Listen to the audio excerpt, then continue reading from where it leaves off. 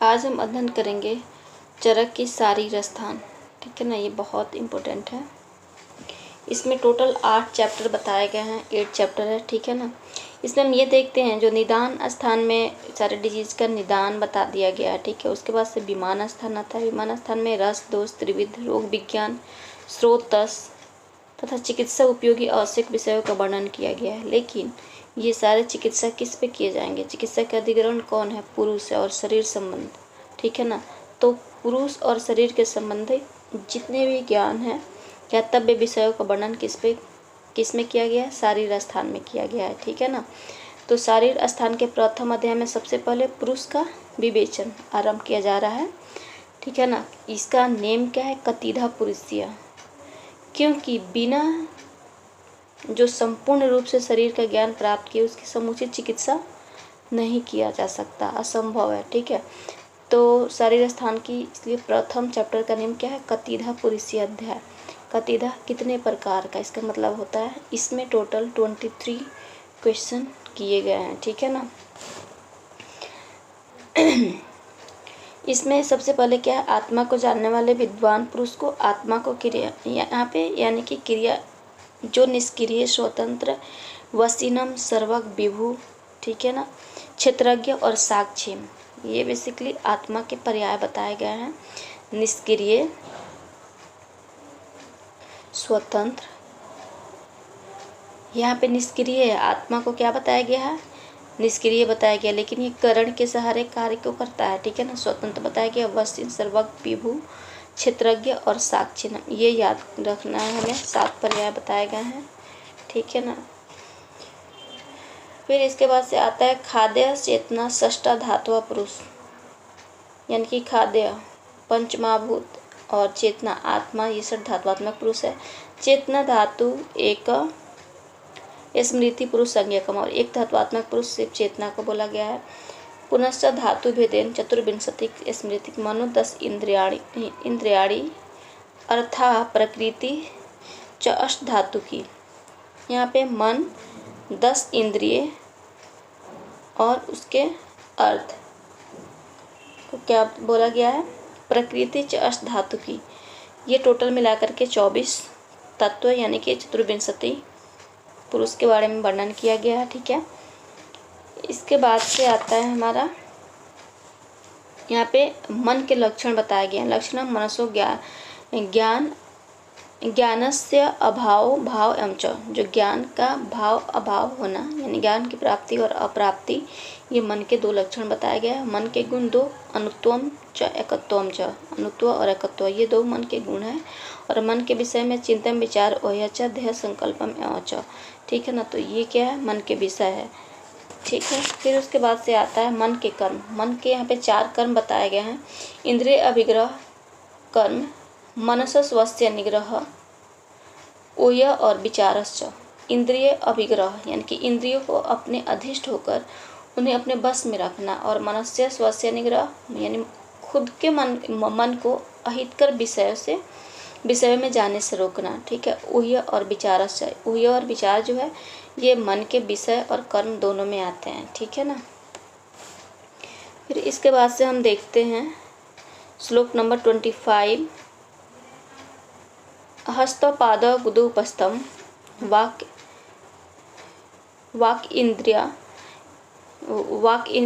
इंद्रियम अपि च कर्म इंद्रियाणि पंच एवं पाद गमन कर्माणि पायु उपस्थ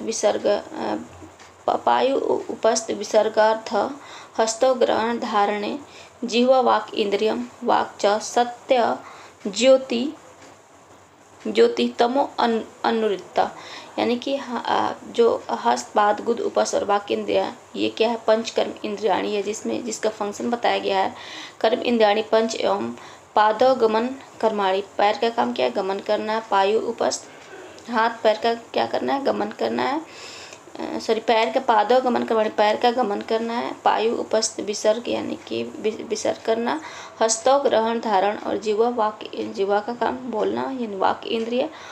वाकम सत्य, वाक 2 तरीके का बताया गया है, सत्य और अनृत। सत्य को ज्योति बताया गया है और अनृत को असत्य को वाक्य को अनिरुद्ध यानी अंधकार झूठ बताया गया है, ठीक है ना।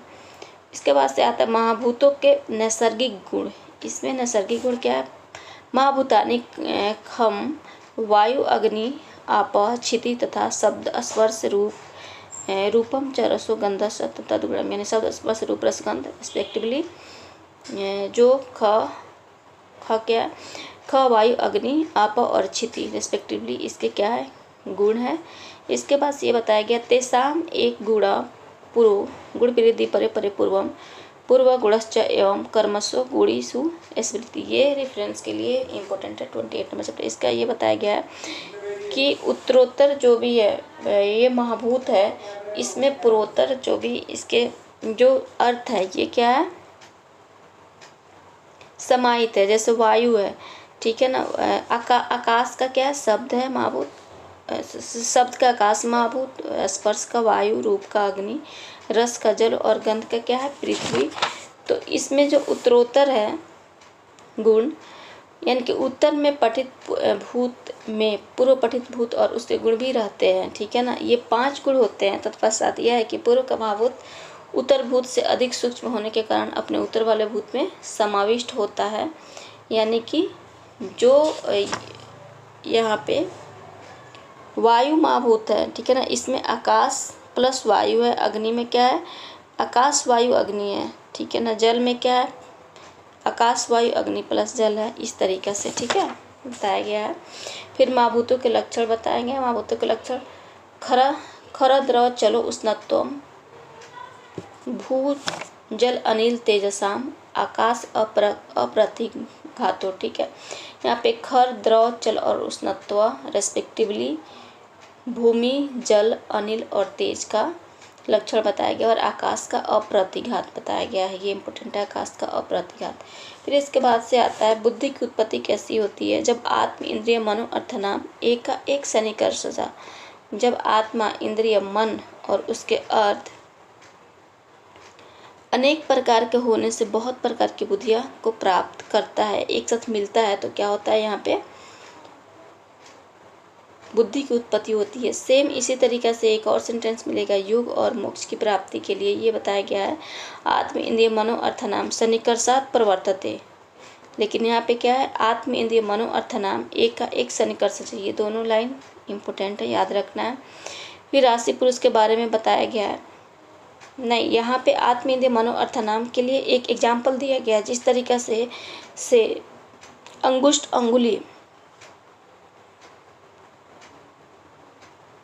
अंगुल्य अंगुष्ठ है, तलस तंत्री वीणा नखात एवं दृश्य शब्दों यथा बुद्धि दृष्ट संयोग तथा। यहाँ पे ये बताया कि जिस तरीके से अंगुष्ठ और उंगली मिलकर के ताली अंगुष्ठ और उंगली मिलकर क्या बोलते हैं? बजाते हैं, चुटकी बजाते हैं। और दोनों हाथ की तालियाँ मिलकर के, यानी कि हाथ का तल मिलकर के तालियाँ बजाती है, बजता है।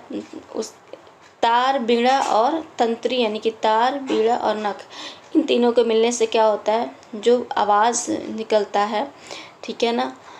इसी प्रकार आत्मा इंद्रिय मनो अर्थनाम के सन्निकर्ष से क्या होता है? बुद्धि की उत्पत्ति होती है। फिर राशि पुरुष को चतुर्विंशति ही राशि पुरुष संज्ञकम, चतुर्विंशति के पुरुष को ही राशि पुरुष कहा गया है।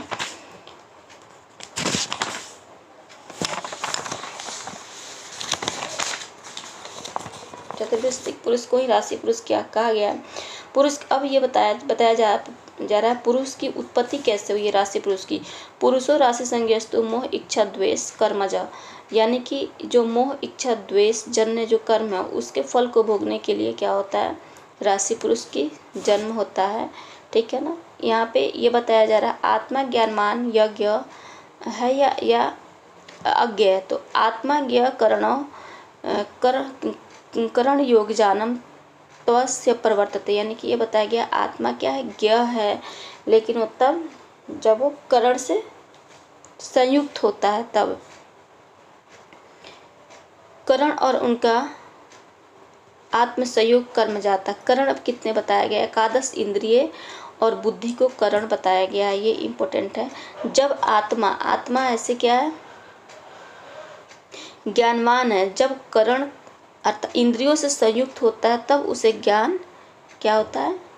की प्राप्ति होती है। अब करण क्या है, यानी कि वही करण में एकादश इंद्रिय और बुद्धि आता है, और अंतःकरण 4 है, लेकिन मन, बुद्धि, अहंकार और चित्त। ठीक है।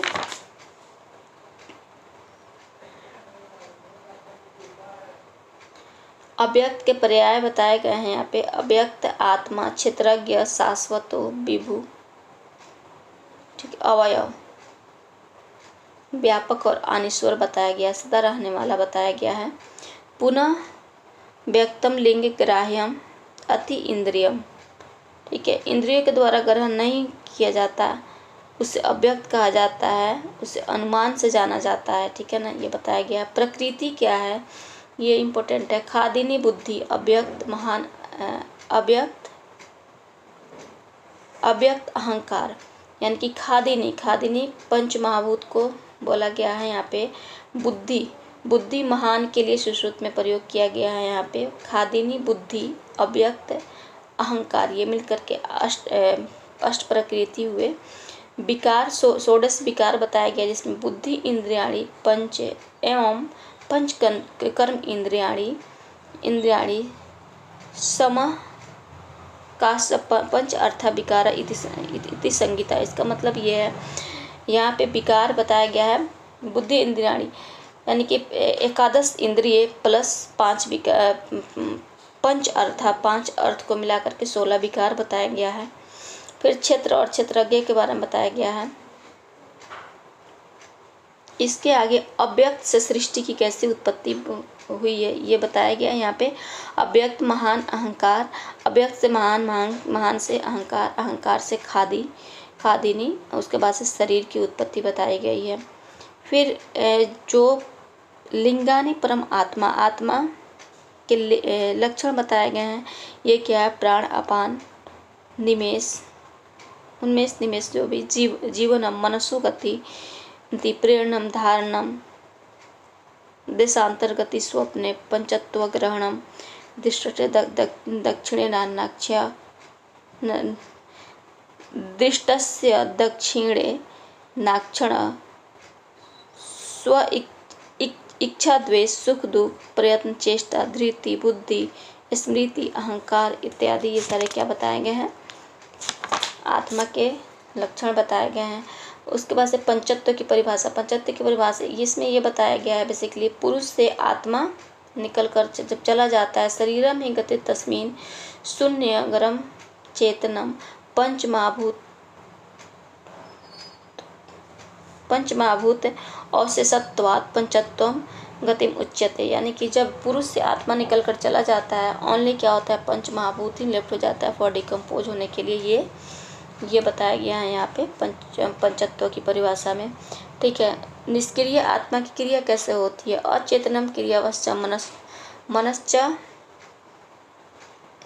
मनश्चेत्येता परम युक्तस्य मनसा तस्य निर्देश्यन्ते विभाग क्रिया। यहाँ पे ये बताया गया, मन स्वयं चेतना रहित है किंतु क्रियावान है, उसे चेतना देने वाली क्या कौन है, आत्मा है। ठीक है।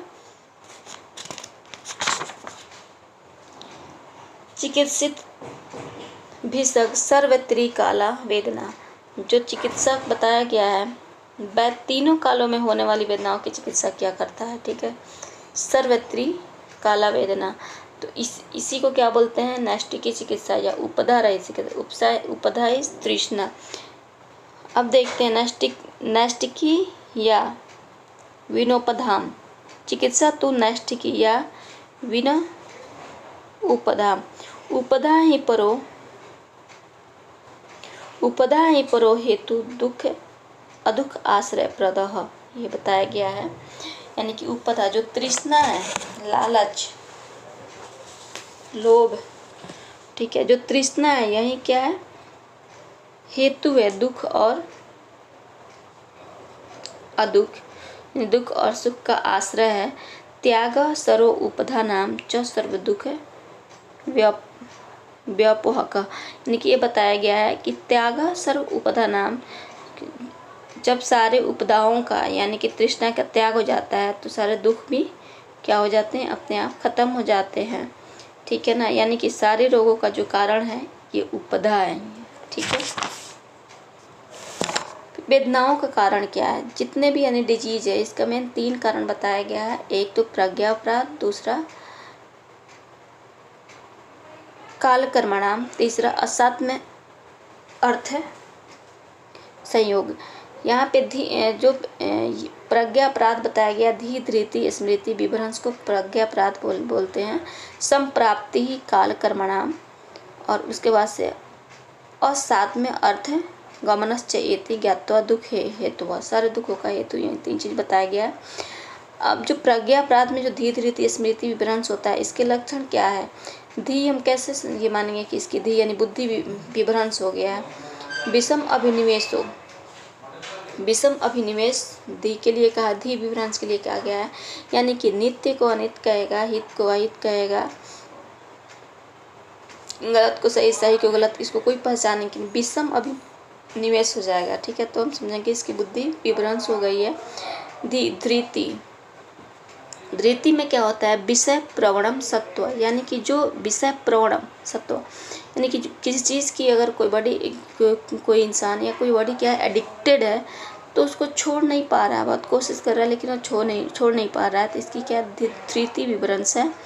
फिर स्मृति विभ्रंश में क्या होता है? रजो मोह आवृत आत्मना, रज और मोह से आवृत हो जाता है, जिससे क्या होता है? उसकी मेमोरी लॉस जाती है, याद नहीं कर पाता है। ठीक है, तब बोलते हैं स्मृति विभ्रंश। फिर यहाँ पे प्रज्ञापराध की परिभाषा बताई गई है। धृति स्मृति विभ्रष्ट कर्म यत् कुरुते अशुभम प्रज्ञापराधम तम विधात सर्वदोष प्रकोपणम, यानी धृति स्मृति विभ्रंश कोई क्या बोलते हैं? प्रज्ञापराध बोलते हैं। कर्म यत् कुरुते अशुभम, यानी कि सारे अशुभ काम करने लगते हैं। प्रज्ञापराधम तम विधात सर्वदोष, तब उसे प्रज्ञापराध कहते हैं। और ये क्या होते हैं? तम विधात सर्वदोष प्रकोपनम, ये सर्वदोष प्रकोपक होते हैं। त्रिदोष के साथ साथ रज और तम को भी प्रकोपित करते हैं। ठीक है, फिर आता है कालज स्वाभाविक रोग। काला स्वाभाविक रोग क्या होता है? जरा और मृत्यु को बताया गया। काला स्वाभाविक रोग ये स्वाभाविक दृष्टा होता है, यानी कि निष्प्रतिक्रिया, कुछ भी कर लो कोई भी निष्प्रतिक्रिया, यानी कि कोई ट्रीटमेंट इस पे एप्लीकेबल नहीं होता या ठीक नहीं होता, कुछ भी कर लो ये निश्चित ही आएगा। जरा और मृत्यु को इसलिए बोला गया है निष्प्रतिक्रिया। ठीक है ना, तो जरा और मृत्यु, लेकिन सुश्रुत में मैंने 5 बताए हैं कालज को, क्षुत, पिपासा, ज्वर, मृत्यु और निद्रा को मैंने 5 बताया है यहाँ पे। फिर ये बताया गया कर्मफल भोग अनिवार्य, यानी कि जो कर्मज रोग है वो क्या है? वो तभी शांत होते हैं जब अपने किए हुए कर्म का फल भोगने, चाहे कुछ भी कर लो, ये चिकित्सा इसमें क्या हो जाता है? असफल। न ही कर्म महत् किंचित फलम यस्य न भुज्यते क्रियाघ्ना कर्मजा रोगा परशमनम यान्ति तच्छयात। ठीक है, ये बोला गया है। फिर योग और मोक्ष में, योगे मोक्षे च सर्वसाम वेदनाम, सर्वसाम वेदना नाम अवर्तनम, यानी कि जो योग और मोक्ष है इसमें सारे क्या होते हैं? वेदनाएं अवर्तनम, सारे वेदनाएं क्या हो जाती है? निवृत्त हो जाती है। मोक्षे निवृत्ति शेषा योगो मोक्ष प्रवर्तक, जब क्या होता है? तय सारी वेदनाएं निवृत्त हो जाती हैं, तो उस कंडीशन में क्या होती है? योग मोक्ष की प्राप्ति करता है। ठीक है ना, होती है। योग का लक्षण क्या बताया गया है यहाँ पे? आत्म इंद्रिय मनो अर्थनाम सन्निकर्षात् प्रवर्तते, दुख सुख मन आरंभ अदात मथे मनसी स्थिर है। यहाँ पे यानी कि ये बताया गया योग के लक्षण, जब आत्म इंद्रिय मनो अर्थनाम सन्निकर्ष करता है तो क्या होता है? योग की प्राप्ति होती है। और जब ये योग जब ये योगी क्या होते हैं? योग के अभ्यस्त हो जाते हैं, बार बार इसको प्रैक्टिस करते हैं, तो क्या होता है?